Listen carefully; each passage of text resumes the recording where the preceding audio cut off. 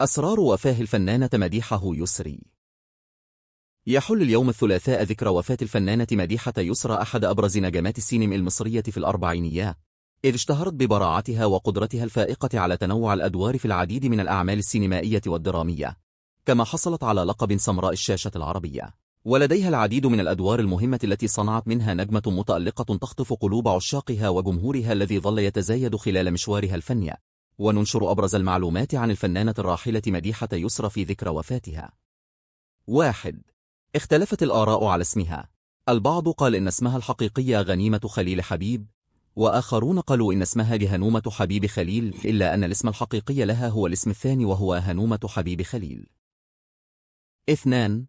ولدت الفنانة مديحة يسرى بمدينة القاهرة في 3 ديسمبر عام 1921، وتلقت تعليمها بمدرسة الفنون. اكتشفها المخرج المصري الرائد محمد كريم وقدمها للمرة الأولى في دور صغير عام 1942 في فيلم ممنوع الحب أمام الموسيقار محمد عبد الوهاب، وشاركت معه أيضا بدور صغير في فيلم رصاصة في القلب، مما أهلها لدور البطولة للمرة الأولى عام 1942 في فيلم أحلام الشباب.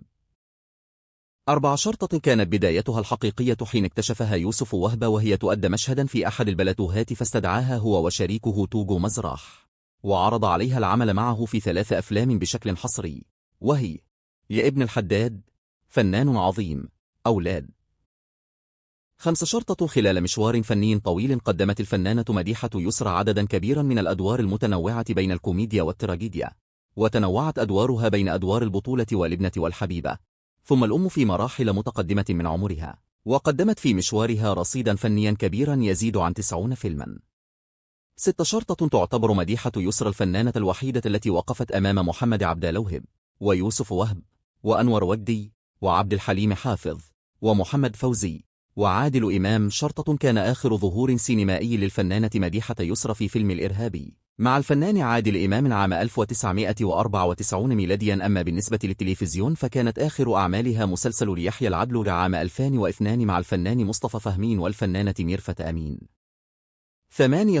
تزوجت الفنانة مديحة يسرى 4 مرات، 3 زيجات منها كانت من داخل الوسط الفن. الأولى من المطرب والملحن محمد أمين الذي أسست معه شركة للإنتاج السينمائي، أنتجت خلال سنوات زواجهما ال4 عدة أفلام، منها يا أحلام الحب، غرام بدوية، الجنس اللطيف.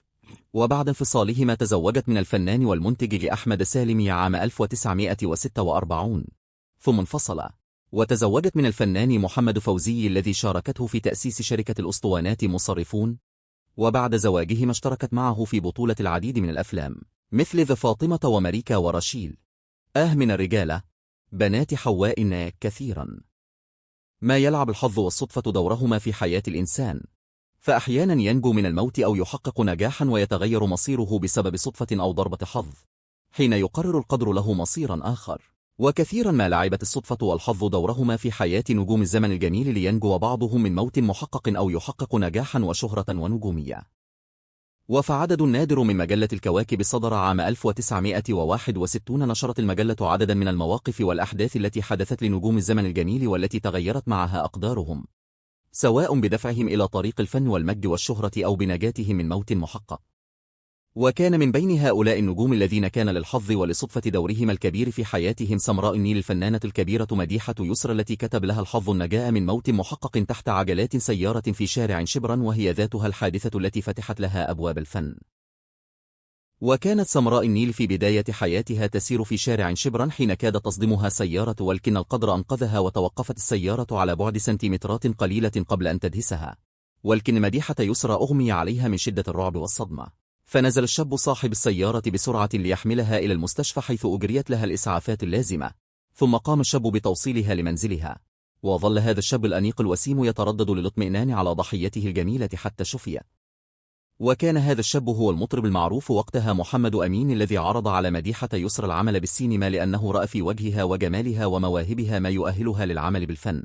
وبالفعل بدأت سمراء النيل مورها الفني، وتزوجت من محمد أمين الذي وصفته الكواكب بأنه عزرائيل الذي كاد أن يقتلها بسيارته، ولكنه أنقذها في آخر لحظة ليحمل الموت سمراء النيل إلى شاشة السينما.